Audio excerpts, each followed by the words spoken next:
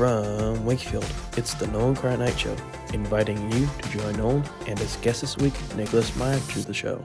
And now, ladies and gentlemen, here's Nolan. And welcome back, ladies and gentlemen, to yet another edition of the show. And joining this week after a week off is an amazing guest. Before I say who it is, let's just describe a little bit. Although my guest this week began his life's journey in the Big Apple, some could say he called home to the galaxies above us and the farthest depths of our minds of the world, or perhaps even on Baker Street. Even if his work has garnered such honors like 4 of Saturn's rings, what matters to him is the inner mind self-adulation of a quality product. Whether it's drama, science fiction, comedy, and any other entertainment demographic, Nicholas Meyer has been at the forefront and standard barrier when it comes to telling the truths and interpersonal feelings that the human population has experienced for many years. Mr. Meyer, it's a pleasure to speak with you today. Oh, thanks for inviting me. Well, it's a treat and to speak to someone like yourself, and although I'm sure you just see yourself as a regular guy, to be part of some of cinema history's biggest moments is always a treat. And watching some of your work the last few days since we spoke with your counterpart, your publicist, is a big fun thing for me. As I mentioned in your introduction, being one of the top people in terms of film and television work and things of that nature, to see that work, not just your work specifically, but work in general of film and other mediums like that, to be enjoyed physically again, not just on the silver screen or on the television screen, but theater as well. What's it been like? Um, Somebody once recommended a general to Napoleon and said, "This guy's a very good general." And Napoleon said, "I know he's good, but is he lucky?" And I think I've been very lucky. Sure. I'm I the guy who leapt off the Empire State Building was probably lucky until he hit the ground. So so far I've been extremely lucky. Sure. And part of it is being at the right place at the right time, or bumping into wonderful people who are generous and creative and helpful. And maybe some of it is due to me, but I always see it in the context of good fortune, whatever that turns out to mean. But how do you define luck? I don't know. But I've been lucky, and I'm glad I've been lucky. Sure. And my good luck has never been wasted on me. Let's put it that way. Sure.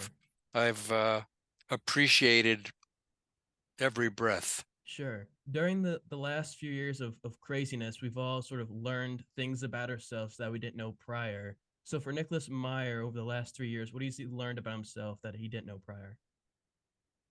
Wow. Um, that's a really interesting question, and I despair of providing an equally interesting answer. I think I was in many ways fully formed at a very early age. Yes, some rough edges have been smoothed away. I may be less abrasive than I was when I was younger, less of a short fuse. But I think my principles haven't changed very much. I don't think my passions have changed. I fell in love with things by the time I was 5 or 6, and I keep adding to the things that I've loved, but I don't think I shed many. I don't think I discard many things.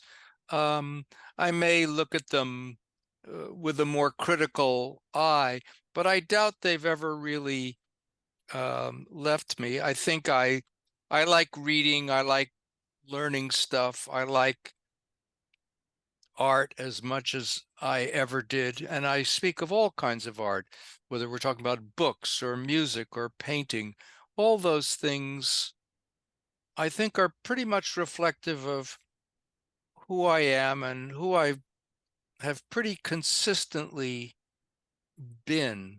I don't think I had a come to Jesus moment within the last 3 years Sure. when I suddenly, to mix biblical metaphors, was like Saul of Tarsus struck blind by a vision on the road to Damascus.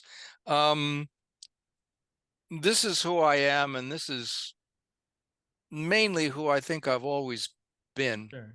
Now, for most kids growing up, and maybe I want it as well, you grew up thinking of, oh, I want to be this professional athlete in the various different leagues that are out there, either NBA, NFL, MLB, whatever the case may be. And for me, it was tennis, and the professional tennis athletes of my youth on television. But for you, you've always, and you said this before, of being in the film industry, whether it be as an actor or director, that was your goal. And I know early on you had that close relationship moment with your father of making Around the World in 80 days with your small family camera. For you, what was that film or maybe actor or maybe even director at that point that made you have that connection or desire to be part of the industry that you've been part of? Well, I was too young ever to think of it as an industry, which is a somewhat mechanical term. When I was 11 years old, I was already a big Jules Verne fan, and I had been taken to see the Mike Todd Around the World in 80 Days. And that was one of my road to Damascus experiences. And I saw that movie and I thought, oh, wow, this is so much better than life. uh, and there was a program that came with the movie for $2 that came with the movie, and I still have it. And it said, among other things, talking about all the stars and this and that about the movie, it said, you too can make a motion picture. No previous experience necessary. This was a kind of a slightly sarcastic article about Todd's Around the World movie, meaning, yes, you too can make a movie. All you need is $6 million and 12,000 people in 4 different countries, and you can make the movie. But I was 11 years old, and I didn't get the sarcasm part. I just got, you too can make a motion picture, no previous experience necessary. And that was enough to set me off and Sure. saying to my father, let's make a movie. And of course, not being the sharpest knife in the drawer, the movie I wanted to make was the movie I had just seen, which was my own Around the World in 80 days. For you, that is definitely a loaded but also bold statement and goal to have in life, to want to be part of the film area and making movies and starring in films. Not being able to connect with your parents on that aspect when a lot of your other friends weren't taking that avenue, was that hard for you to go through, even though that was your only avenue you saw yourself going down? Well, it's an interesting question. You're asking interesting questions. No one I knew besides me at the time was interested in movies. Now everybody's, shooting them on iPhones. But at the time, and I was not a very good student, so this was like an area where I wasn't really competing with anybody my age, because nobody. Sure. And there were a couple of film schools, but there weren't many. So I just sort of had the field to myself, Sure. and that, I guess, suited me fine at the time, because I don't think I was in a position to be competitive in much else. I didn't know it at the time. In fact, no one knew anything about it at the time. But I had something called ADD or ADHD. I can't remember exactly, but it had to do with difficulties in focus and Sure. concentration. If something interested me, I was obsessively interested in it, and I could concentrate endlessly. But I would sit in school, and I never really understood what was being said in the classroom. I never understood the social dynamics that were going on. They didn't really interest me. I was off in the books that I liked, The Three Musketeers, or 20,000 Leagues Under the Sea, or Great Expectations. These were worlds in which I immersed myself. Sherlock Sure. Holmes, my God, I started reading those complete stories, which my dad gave me when I was about 11.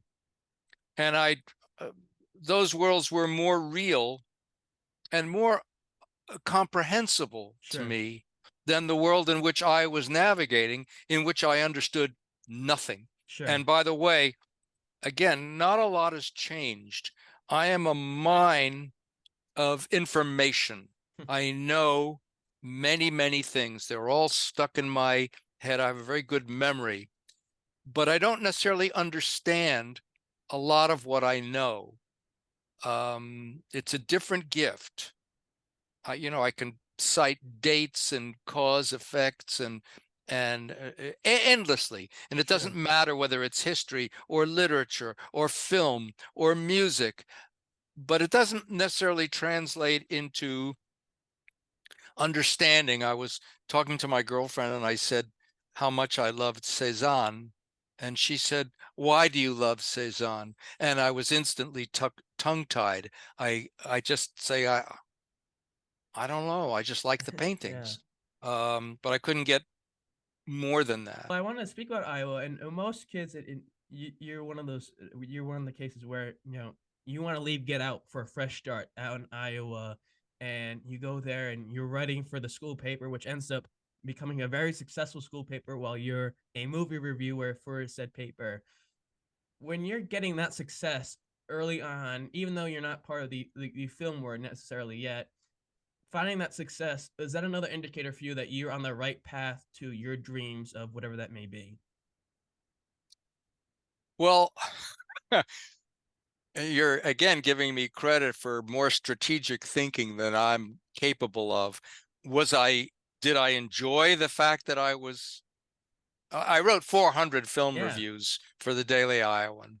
I don't know what I would think of them if I reread them, but at the time it became, I was told, the most popular column in the Big Ten newspapers of the time. Success is always very agreeable. I've always enjoyed it. It couldn't have happened to a nicer guy. But did I extrapolate from that? Were there long range implications about, did this bode well? Was I doing? No, I don't think I ever thought in those terms. I was always just doing what seemed right at the moment. There are two times off the top of my head that I can recall thinking strategically. I know that, well, maybe there were three, but for example, when I was offered Star Trek II, the movie, to direct that movie, and I wound up writing it as well, Yeah. or putting it together from a lot of other people's screenplays.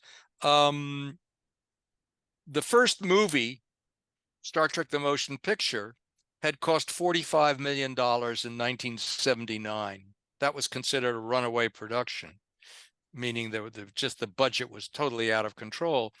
And basically what it amounted to was, somebody said, could you make a movie as good as that for a quarter of that amount of money, which was, I think the budget of Star Trek II was 11.2.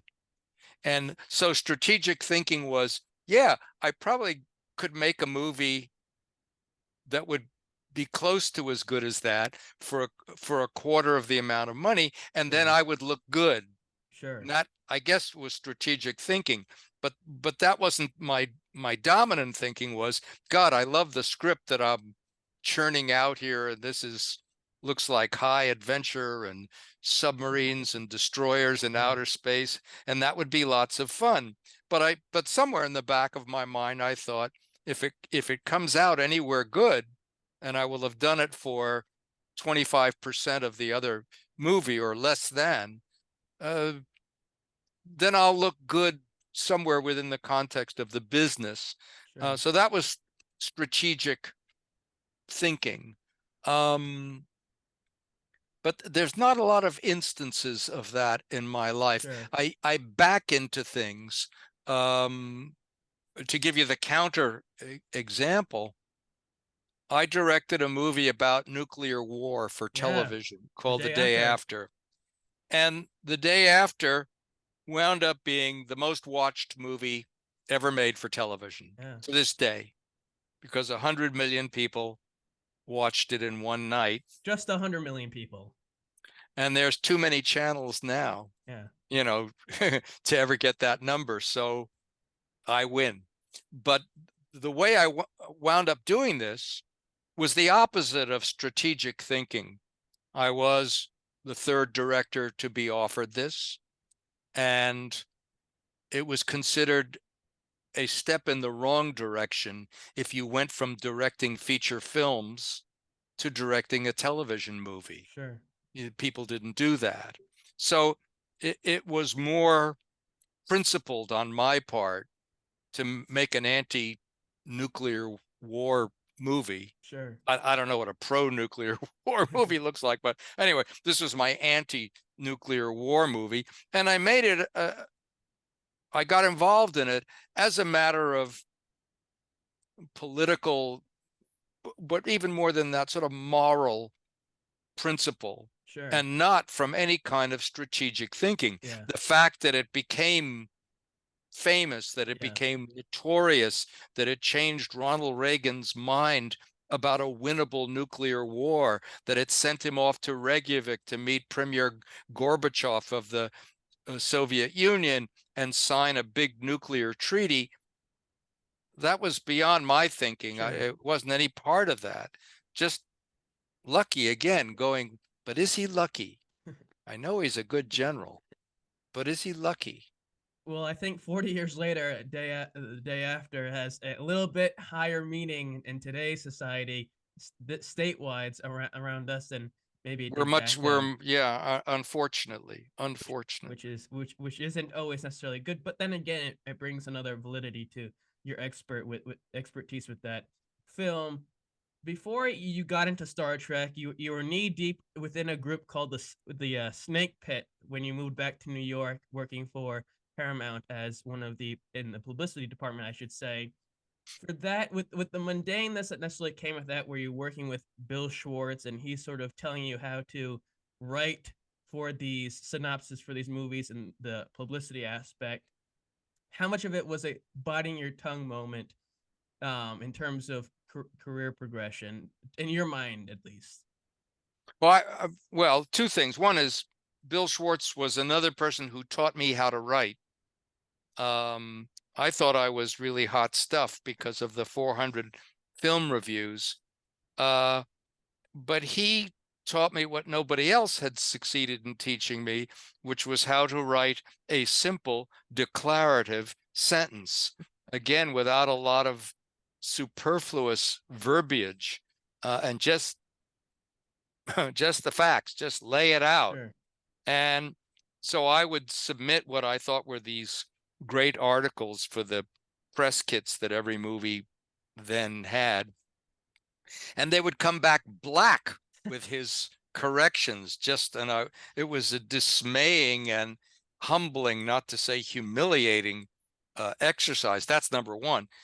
Number two, I basically saw it as a dead end job. I didn't know how I was ever going to get out of that room or get any closer to a movie or to learning about making movies. But the one thing that I've learned after 77 years, which shocks me even as I say it, is that life is unpredictable. Sure. It's totally unpredictable. So what happened? What happened was Paramount was making a little movie that they were shooting in New York and Boston, and they needed a unit publicist. That's a publicist who lives with the movie. And because they thought they could save money, I got the job of living with the movie. And while I was living with the movie, I met the producer of the movie. The producer of the movie read a screenplay of mine. He optioned the screenplay that I had written. No sooner had my screenplay been optioned than I suddenly got an agent, and one thing led to another. So what I thought was a dead-end job turned into a great deal more in ways that I could never have anticipated. For you, I mean, before the years, because in your book you mentioned how 74 and 75 and some of 76 was a pretty high point in your life professionally. You would write a book about the makings of Love Story, to my knowledge, and upon entering a drugstore, you saw it there on the rack, and you told somebody, "Oh, I wrote that book. That's my writing," and it kind of just shrugged it off. Seeing your work in public like that, was that a rewarding moment for you? Absolutely. I was so thrilled Yeah, because I was unused to the idea that I was ever going to accomplish anything in my life. So I was close to being bewildered with happiness to see my little paperback book. for Even that, if that yeah, even if that lady didn't know what I was so sure. excited about. Love Story, of course, you see it on the bookshelf at the drugstore. You sell the publishing rights for over in the United Kingdom for whatever price it was, which brings me to the point of the blanket in Star Trek 6. Looking back on how much you sold it for the year after it came out, did you ever sort of kick yourself for not mentioning more, seeing as that was the same case with the blanket? Well, I'm not a businessman. Yeah. At the end of Star Trek 6, The Undiscovered Country, the studio or the crew or somebody says, "What would you like from the movie Yeah. as a souvenir?" And I said, "Well, I would like one of the blankets from the crew's quarters of the Enterprise." We'd never shown the crew's quarters before. And the prop guy said, "Well, sure, we'll give you one, but it won't last. It's just a stencil." Sure. So at that point, I had an alleged idea, and I called up Paramount Merchandising, and I said, "If I give you an idea for a merchandise product, and you like the idea, what do I get out of it?" And they said, "What do you think you should get?" And I think I said something like, I don't know, 10%, 15%. I was not a businessman. Yeah. I should have said 50%, whatever. Yeah. And then I said, "I think we should manufacture blankets from the Enterprise with the logo of the ship on it. Wouldn't you sleep better Yeah. knowing that you were underneath the same blanket that protected the crew of the Enterprise?" Yeah. So they really had no interest in this idea at all, because souvenirs, probably then and now, are really cheap, disposable things. Sure. A Star Trek mouse pad or something that doesn't really have anything to do with the show. Sure. It just whatever. And then it winds up collecting dust in a garage or whatever. But I said, "Here's something you could really use." Yeah. Anyway, I kind of browbeat them into manufacturing the blanket, and they only manufactured it on condition that each blanket be accompanied by a certificate of authenticity, which I had to sign. Oh. So I had to sign 10,000 Oh. times my signature. And every day, when a bunch of these certificates would arrive, I would spend a morning, sort of signing them and whatever. But I'm not a great businessman. Again, it doesn't really quite interest me. Sure. So I probably never quite ask as much as my idea or me is worth, because I just kind of want to get on with it. Sure. Um, I asked you about Bill Schwartz and talking about how he had a big impact on you, but there's another guy in your life you met early on in Los Angeles that had an equally big part in your life, being Elliot Silverstein, who taught you about dialogue and used examples of Star Trek, the TV series, and Mission Impossible, and how that was important to the storytelling element to a certain extent. How much of what you learned from those guys? Because back then you talked about how it was a really welcoming and open environment where people were sharing stuff with new beginners like yourself. How much of what you learned from those guys and Alien specific that you carried on with you, not just to the beginnings of your career, but still to this day? Everything, all the things you learn, you may add to what you know, but I don't think you necessarily. Just to explain to your listeners the example that you were citing, by the time I was starting to write screenplays, I had been a theater major at the University of Iowa, and theater is plays, and plays are words, and movies are pictures. So I was trying to make the transition between relying on dialogue to relying or emphasizing imagery. And Elliot Silverstein, who I'm happy to say is still alive, and directed Cat Ballou, which won the Oscar for Lee Marvin, Best Actor. And he also directed A Man Called Horse with Richard Harris. And I know I'm leaving out some of his other credits, but he was a highly gifted guy. And he said to me, look, watch Star Trek on TV and turn off the sound. And what you will see is a lot of talking heads and an occasional shot of a spaceship. Now watch Mission Impossible and turn off the sound. And what you will see is the whole story laid out. People lighting a fuse, people cracking a safe, people, it was all pictures. Sure. And they say, now reverse it. Take away the visuals and just listen to the sound on Star Trek, one of the episodes, and it becomes a kind of a radio play. It's top heavy with dialogue. You can follow it quite well without seeing it. But if you take away the visuals in Mission Impossible and substitute the sound, you may hear some car screeches or a fuse sizzling as it goes toward the dynamite, but you have no idea what the hell is going on. Sure. So you learn lessons like that.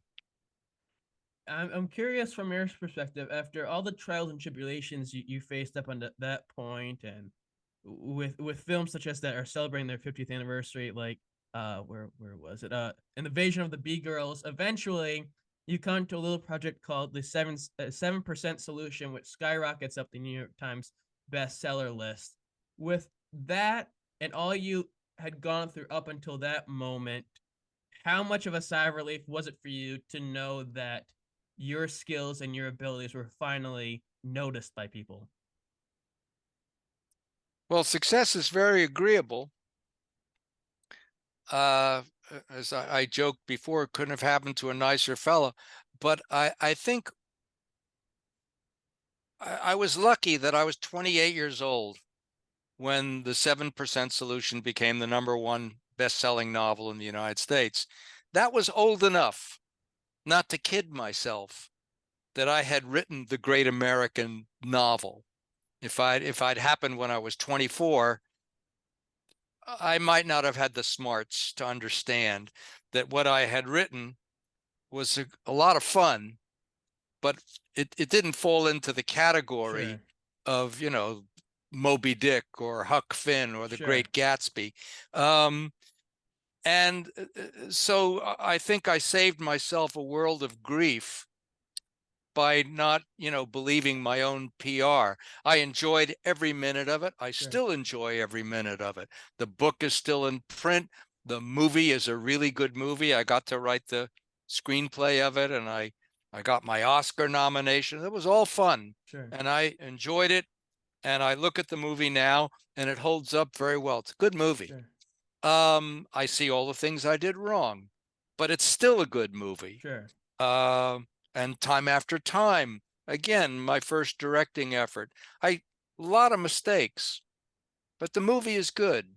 Sure. I should add in the same breath that artists are not the best judges of their own work. So my opinion is just my opinion and not necessarily particularly meaningful, and certainly there's no such word as definitive when you're talking about art. Sure. There is no definitive whatever. It's just, these are just the opinions of one person. Artists lose all proprietary authority over their creations when they're finished. Sure. They're like messages you put in a bottle and you throw the bottle out into the world and hope somebody's going to find it and pop the cork and make out what you put inside. Yeah. But you won't be there when it happens Sure. to say, no, that's not what I meant, etc. Other people will decide what you meant, and each person will have their own view. I'm curious, you've won many awards and been nominated for many things in your career, and deservedly so. In terms of your mantle placement or your bookshelf, where is the Golden Dagger placed? The Golden Dagger Award placed? Oh, well, I have a large library of books, and I think I found a space between two of them, and I put the awards. Awards are nice. They are nice. They are pats on the back, sometimes from peers or people you respect, an Oscar nomination or an Oscar itself, should you be so lucky, or those Saturn Awards from the Sci-Fi Academy, which I've won some of those, and they're fun, they're agreeable, they're gratifying, but they're not, I don't want to say they're not significant. They're significant, but they're not, or they're meaningful, but they're not the most meaningful. Sure. Yes, fine, but don't start taking yourself more seriously, and don't stop doing the work. As Gertrude Stein said, what's all this about being happy? Do the work. And that's what's important, is being productive in anything you do. Are you helping or hurting? Are you contributing, or are you living, or are you just paying rent? The awards are fine, but you can't, they're not a substitute Sure. for more meaningful forms of gratification. You made it off the stranded island in the middle of the ocean to then finding success and all that stuff, and books that made New York bestsellers list, nominations for certain bodies of work, and then comes along in 1979 your directing debut with this amazing film called Time After Time, which I should say I just watched and thoroughly enjoyed. That aspect where now you're in charge of the show and putting this movie into the viewership of everyone wants to come see it. How important of a time was that for you in your life that now you're able to do what you dreamed of as a kid? It was the best experience. First of all, I had wonderful producers, father and son, Herb and Stephen Charles Jaffe, and they unrolled a red carpet for me to walk on wherever I was headed. So I in some ways, I learned all the wrong lessons from the experience, which is to say, making a movie is easy, Sure. which it isn't. But they helped me make me feel that it was easy, especially since even with all the mistakes I made as a first-time director, the movie is terrific anyway. Yeah. Again, that's the artist talking, and maybe I'm wrong to think so highly of it, but I think the fact that other people have been so fond of it for so long, Sure, that it holds up, notwithstanding all the things I did wrong out of Gothic ignorance. But it works, and it was a fun time. sure. I had the best time doing it. Orson Welles said that directing a movie is the biggest set of electric trains that any kid was ever get to play with. And that's what it felt like. It felt like playing with a gigantic set of electric trains. You mentioned in the book about telling and this is another quote you said, I know nothing, you must teach me, you must not mind teaching me, and having taught me, you must not mind if I then want to do it my way anyway. Don't go away angry, don't go away at all.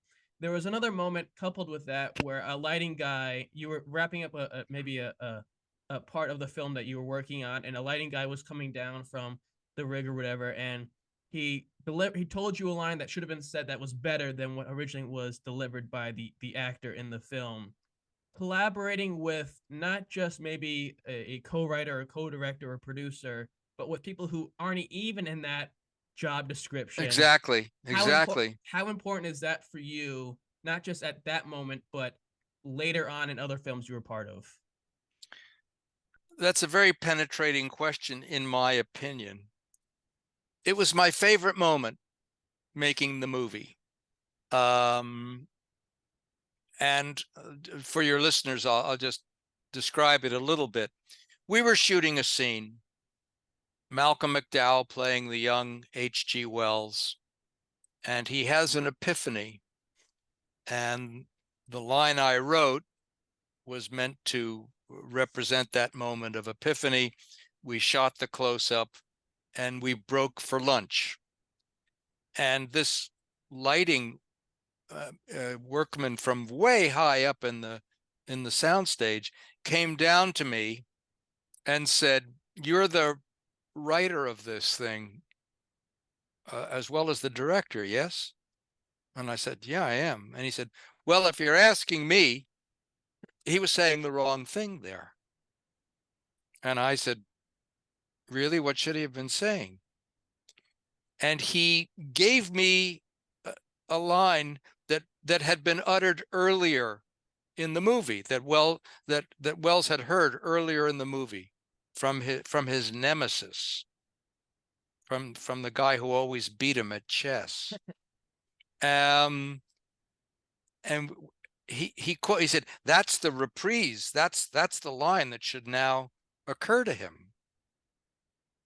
And it was so much better than my line, which when I replayed it in my mind was genuinely dumb, hackneyed, flat, stupid, boring, compared to what this man had suggested. And it wasn't like he was writing his own dialogue. He picked it up from earlier in the scene. And it suddenly occurred to me, hey, you're the director, call him back after lunch and shoot the other line, which is exactly what I did. And what thrilled me about this was, number one, the movie got better. Sure. Number two, I was thrilled that this man was so interested in what we were doing that he bothered to come down and tell me his Sure. idea. And number three, that he felt comfortable enough on my set Sure.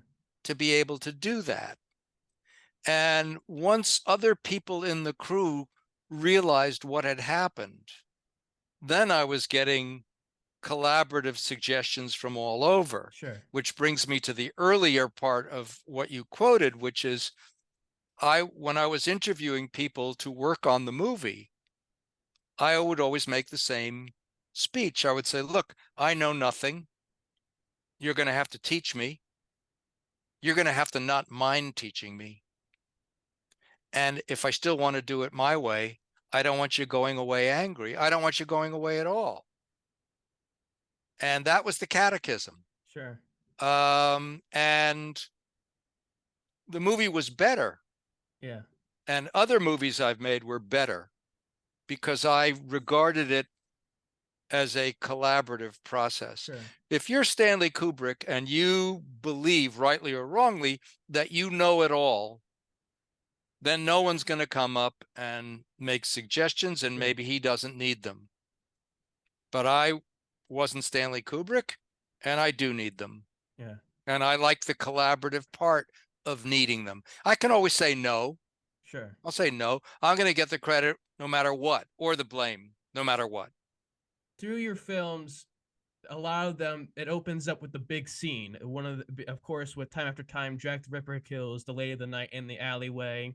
In Star Trek 2, there is the scene where they're in the lose-lose situation simulator before Kirk comes in and tells them what the scenario is. Star Trek 6, of course, there is the sound waves that knock Sulu and his squad overwards. Volunteers, there's the big money chase scene to where Tom Hanks' character goes into the Peace Corps and so on and so forth. As a director, and maybe more than as a writer, how important is that for you to start off a movie with a big bang to keep interest throughout the whole time? It's not just as a movie. It's also as, if you look at Shakespeare's plays, Macbeth starts with a crack of thunder, and say, well, why does it start with a crack of thunder? And the answer is to get your attention. Sure. Yeah. Hamlet has the best 2-line opening of anything. Somebody says, who's there? And I want to know who's there. So I'm already hooked in. Romeo and Juliet starts with a rumble between the Jets and the Sharks. I'm sorry, I mean the Montagues and the Capulets. So yes, finding a way to begin, whether it's a novel, Saul Bellow Herzog starts with the line, if I'm out of my mind, it's all right with me, or if I'm out of my mind, it's okay with me, thought Moses Herzog. That's a good opening line. Sure. Call me Ishmael. That's a good opening line.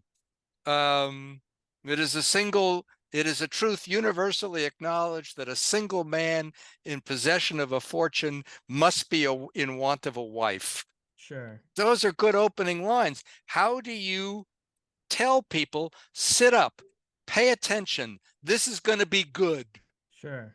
And so you look for that. There's a novel that I really like and a movie that I really like called The Go-Between. Sure. And the first line is, the past is a foreign country. They do things differently there. And I go, that's great. The past is a foreign country. They do things differently there. I want to know what comes next after that line. For you, and I'm sure looking back on it, you've enjoyed every moment of it, but to have worked with people such as Sir Laurence Olivier, who's asking you about one of your characters, if he actually did cocaine or not, and that his father must have had him skip over that part of the stories, or then Ricardo Montalban actually realizing that, oh, hey, this director is actually directing me in my work and not just telling me that I have to do a good job with my co-stars, that I'm sure makes you more relieved, or Christopher Plummer as well with the makeup issues. For you, and maybe it's similar to Harrison Ford and his take on being part of the Star Wars lore and environment. Although you've done plenty of other great work, as we've talked about briefly here today, whether you like it or not, you're attached for the rest of your life to Star Trek for the better or the good of that. Looking back on it, over 40 years after Wrath of Khan came out, and after 30 years after number 6 came out, which finally you got to call The Undiscovered Country, is it a moment for you that you say, if it weren't for that, I'd be in a different place, I should say? No, Arthur Conan Doyle, who created Sherlock Holmes, also wrote science fiction and historical novels, some really great historical novels. And it always pissed him off that Sherlock Holmes was more popular. He could toss off a Sherlock Holmes story in a week, and it bothered him. That's why he kept trying to kill off Sherlock Holmes. He said, he takes my mind from better things. I think what he really meant was he takes my readers' minds from better things, because they'd rather read Sherlock Holmes than the stuff he took more seriously. I think when I sort of compare the analogy, me being attached to the Star Trek world when I've done other things, but being associated with and chiefly remembered perhaps for Star Trek or for my Sherlock Holmes books. Am I going to complain that The Deceivers or some of my other stuff isn't as prevalent in the popular imagination? And the answer is no. I'm not troubled by it at all. I'm grateful, that somebody likes stuff that I've Sure. done, and I guess, modest enough to just say, gee, this is really lucky that Sure. this happened. It's like the woman who wrote to George Bernard Shaw, and she said, I'm afraid my husband only loves me for my money. And Shaw replied, Madam, be happy that he loves you for something. Sure. Maybe that's a flip answer, but I guess I'm pleased that people like what I've done in the Star Trek world or the Sherlock Holmes world. And I'm not about to argue with them. Sure. Audiences may be stupid, but they're never wrong. Sure. So I'll take what I get. Before we end here today, I want to end on a little segment called the One More Challenge. And again, Nick, I want to say thank you for taking the time to do this. And with the One More Challenge entails is that I'll throw out a few names of people, places, or things that have some connection to my guest, and they have to do their best to say a word or two or sentence that best comes to mind when they hear it. So are you ready? I think so. First one, New York. New York was my hometown, and I grew up in a golden, magical time. Next one, Los Angeles. I've grown to love Los Angeles. Ron Roos.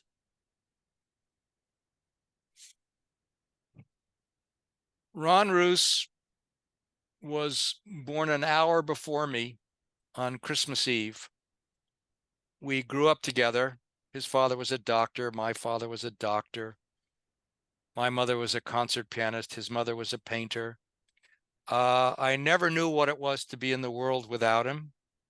He grew up to edit my films. He co-starred in my Around the World in 80 Days movies. And he died a couple of years ago after a lengthy battle with Parkinson's. And the world is a much different and lonelier place for me without him. Harv Bennett. I learned a lot from Harv Bennett. He was the producer of Star Trek II, The Wrath of Khan. I don't think I would have been involved in the movie if I hadn't loved him so much. He was a great guy, very smart. He had created the Mod Squad, the $6 Million Man, and Rich Man, Poor Man, which may have been the first miniseries. I don't know.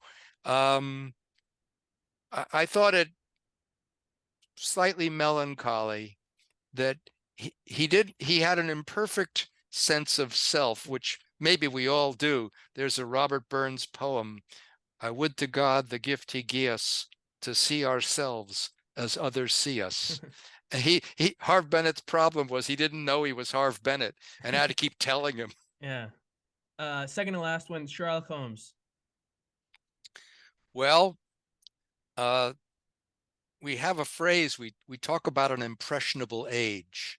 I believe that when you're a kid, experiences of art, experiences of people, experiences generally are the ones that hit you hardest and perhaps make the longest lived impression. And I read Sherlock Holmes when I was 11 the first time. I don't much care for the movies, but I love the Doyle short stories, and I've made a good living writing Sherlock Holmes stories, and it's something that I love to do. And I think Holmes has become a kind of an avatar for me. I think I'm able to speak through my interpretations of Sherlock Holmes. So I have some respect and affection, bordering on lunacy. Yeah. Of course. But last but certainly never least in this cosmic universe we all called Earth, Nicholas Meyer. A trick question. I think about how little I understand about myself every day. I'm mystified. I don't quite get it. Sure. I told you I'm very bad at understanding things. I know many things. I can give you endless statistics about Nicholas Meyer, but I don't quite know. I suppose the artist with whom I most identify is the French composer Georges Bizet, who wrote Carmen. And I don't equate my talent with Georges Bizet's by any means, but I do to some degree equate our sensibilities, which is to say, I think my exuberant outside, my high-spirited outside, which I know I have and I project, conceals simultaneously a heart of darkness Sure. and to some degree despair. And they sort of coexist in me. That's the best I can do. Thank you so much. Of course, this has been a treat, and for all those out there who enjoyed it, because at the end of the day, who the hell wouldn't enjoy this? And one day when this man gets inducted into a gajillion Hall of Fames that he isn't already in, you're gonna say, "Oh my gosh, I should subscribe." So subscribe, comment, shares, all that fun jazz. Let you know that hey, this conversation with Nicholas Meyer and yours truly, Nolan Carr, was amazing. Follow on social media. Nicholas, is there anything that you would like to put out there for people to check out that's coming out or in the future, or anything that's already out there? Well, my most recent novel is a Sherlock Holmes novel called The Return of the Pharaoh, and I think it's a pretty good one. I've just finished writing number 6, which is called Sherlock Holmes and the Telegram from Hell, but my agent hasn't even read it yet, so I don't know what's going to happen with it. Well, when that happens again, we'll do this thing again. If you all enjoy us, as I said, like, comment, share, subscribe, follow on social media. In the words of Johnny Carson, the dean of talk shows, certainly like this one, I bid you all a heartfelt good night.